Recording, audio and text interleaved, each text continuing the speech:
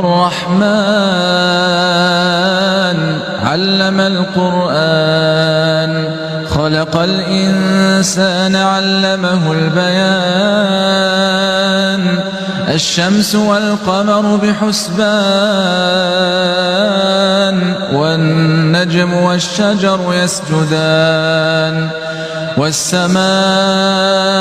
رفعها ووضع الميزان ألا تطغوا في الميزان وأقيموا الوزن بالقسط ولا تخسروا الميزان والأرض وضعها للأنام فيها فاكهة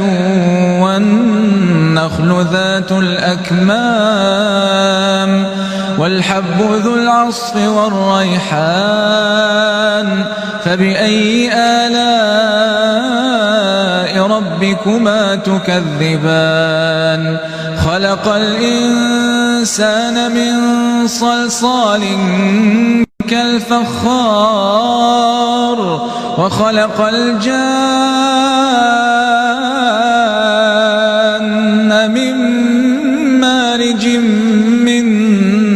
نار فبأي آلاء ربكما تكذبان رب المشرقين ورب المغربين فبأي آلاء ربكما تكذبان مرج البحرين يلتقيان بينهما برزخ لا يبغيان